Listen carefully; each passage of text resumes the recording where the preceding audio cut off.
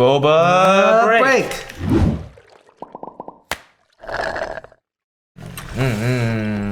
The straw is a little short, but it's for the environment. Happy Halloween, everyone. Yep. It's the month of October. Yep. And we're here with another Boba break for y'all. A lot of stuff that we have to catch up on. So first off, we started the month with one of our biggest shoots of the year. It was a shoot for McDonald's. So we do these things on the side that sometimes don't come out on the channel. It's really nice for us. We get treated like an actual production company. We are an actual production company. What are you talking about? Oh, I mean, to the sense where they don't use us for our audience. Work for hire. Yeah, work for hire. That video will come out in the ether. It features Sean Wasabi.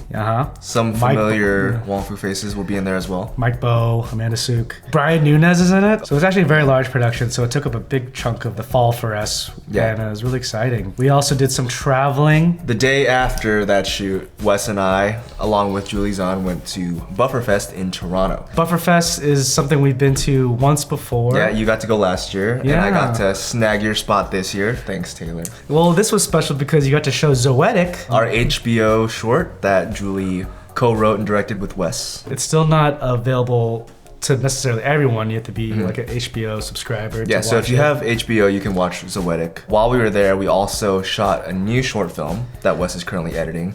So be on the lookout for that. That's not all that's new. We have some new merch that Wes and Jen have been working really hard on that's dropping next week. Brand new, straight from the factory. And yeah, we're wearing it. Got a new remodel tee, got a new 6 square design tee.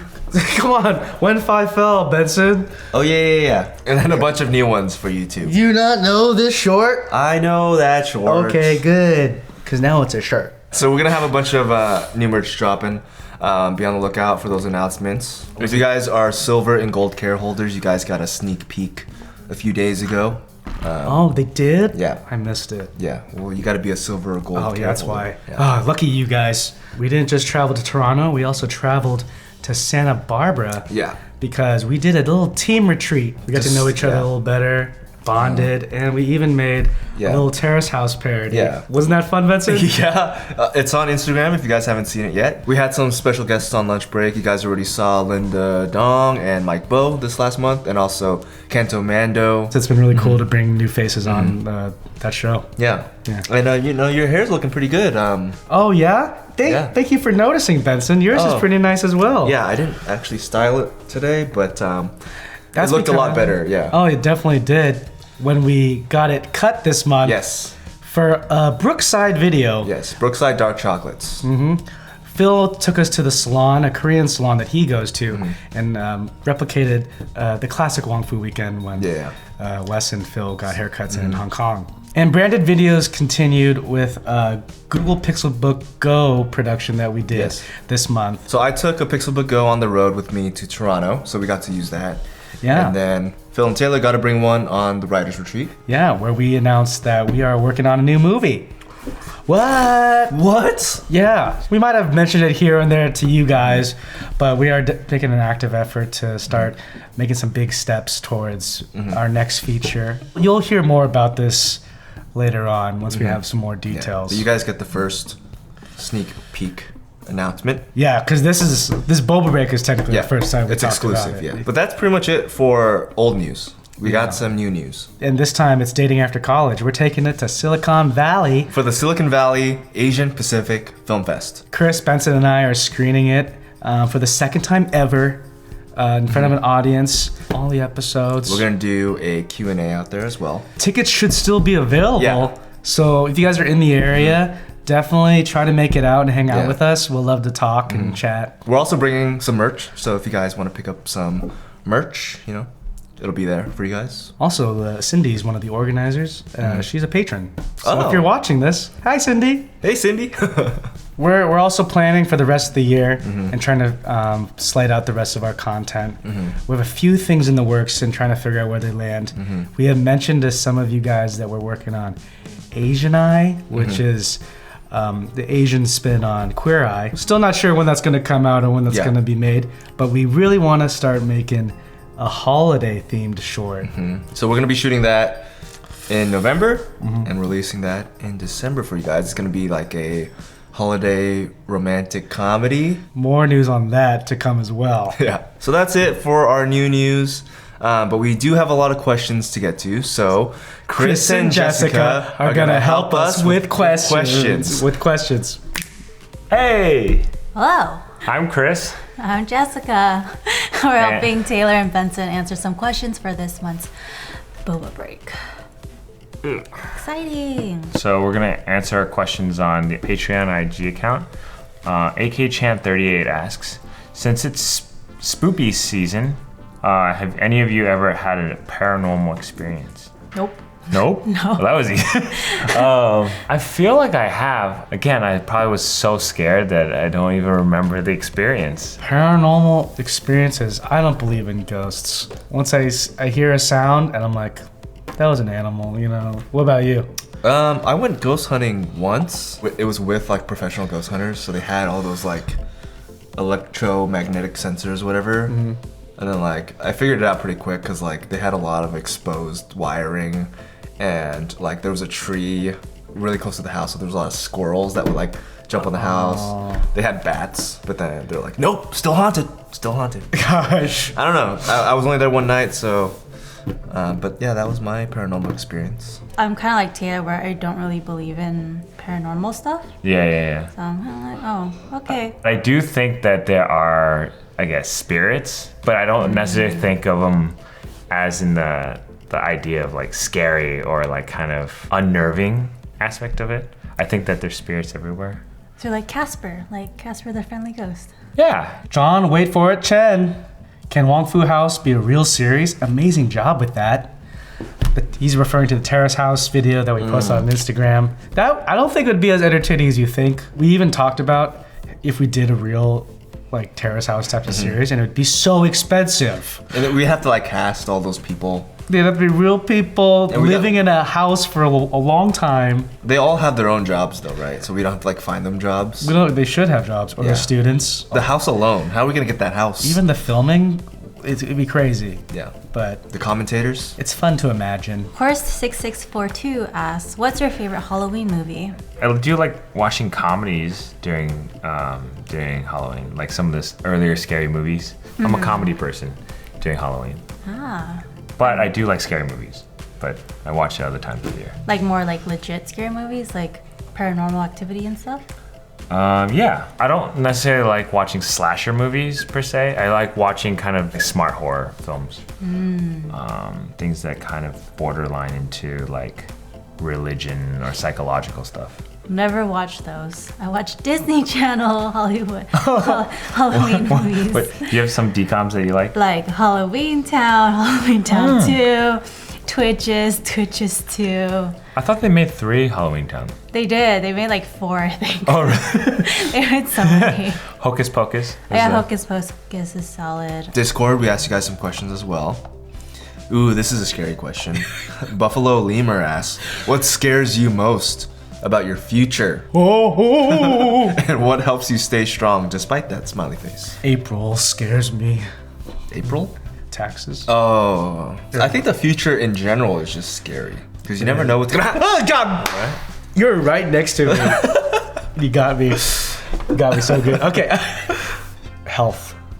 Scared Yeah. of having bad health. Yeah. You know what's scary is those cranes at construction sites.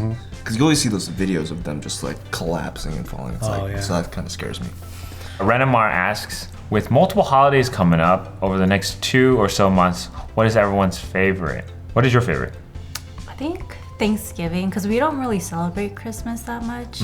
Oh, your family. Growing up? And like Thanksgiving has always been a time where like there was more like potlucks and stuff. And like people aren't as focused as just being with their family because other people celebrate Christmas with just their family. Yeah. I used to like Thanksgiving. Like sometimes I would actually go to my uncle's house. So actually a lot of people, all my cousins would go to my uncle's house. And we would have like 15, 20 people and we'd have Thanksgiving. But I actually think I liked Christmas more just because being just close with just your immediate family. And like you get to sleep in, you kind of are just with your family. And it always, like I used to always watch a movie on Christmas Day. So that was always like a family tradition. Arik How do you deal with failure, and what motivates you to push on forward and become a better version of yourself? I like to embrace failure. I always say that cheesy line of like, when you fail, like you learn something from it, so you're not really failing, so you're always gaining something from failure. I think that's what pushes me, so not like kind of dwell on it, you know? Yeah, I could definitely see that too with your work. You're always looking to improve yourself. And always looking for ways to fail, you know? Oh, I see. I agree with Benson. It takes a while sometimes for me to see it as a lesson and the thing to build off of, and to get there, it just takes a lot of talking with people and kind of getting things out, thoughts out. In that sense, just surrounding yourself with supportive people. We're gonna move on to Patreon for some questions. Anna J. Lee asks, what would you hand out instead of candy to trick-or-treaters? Doesn't have to be edible. Now my mind's going wild. There's so much if it doesn't have to be edible. It should be cheap. Toilet paper. I think that'd be really funny. Toilet paper? Wipe your butts, kids. That's what I'd say. Don't use it all in one place. Wait, that just like is just asking them to TP your house. Yeah, that's true. Actually, this is funny because my dad was an orthodontist, and he used to also give candy, but at the same, he would give a goodie bag with like toothbrush and toothpaste and mouthwash and floss. It just to remind the kids, hey, after you guys can eat as much candy as you want, but always like brush your teeth before you go to bed. I think that's like the most logical gift you would give someone that's like not too random. Yeah. That was originally my idea though, to put like a toothbrush or something. Oh, really? Or if I want to go like towards like the trick part, there's like that common trick of people using raw onion and dipping it in like candied sugar. Oh. So it's like a fake I've never heard of that before. Yeah. Oh, wow. So they trick kids into that's eating terrible. veggies. It's terrible. Yeah, so not a great idea. Don't do it. Oh, this is actually an interesting question from Rondi. If you used to trick or treat, when and why did you stop? Do you miss it? I think I stopped probably in middle school, actually. Like because I moved in the 7th grade. I think I stopped when I moved. I think I stopped in 5th grade, and I was just running out of ideas and friends that wanted to trick or treat. And the area that I lived wasn't like too hot for trick or treating. You had to drive somewhere else. Do I miss it? Definitely, of course. Would I do it today? No, I would not do it today. That's a lot of walking. I kind of miss that experience. Now you can, there are parties and whatnot, but I kind of miss the door-to-door and like knocking, or if they're not there, go and get your own candy. Sometimes with your friends or with my brother. I miss that aspect. There's that kind of wholesomeness to it.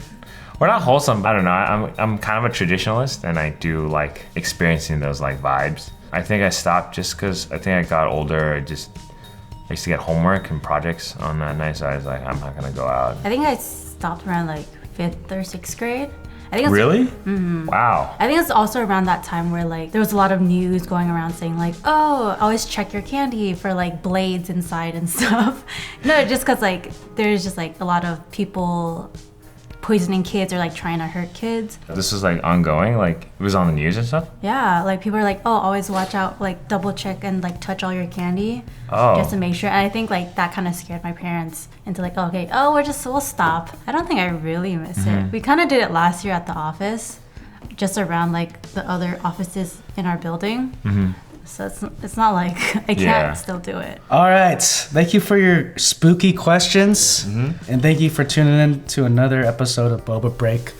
I can't wait to see you guys on all the live streams we have planned and in next month's Boba Break. So please stay tuned. And we'll see you next time. Bye.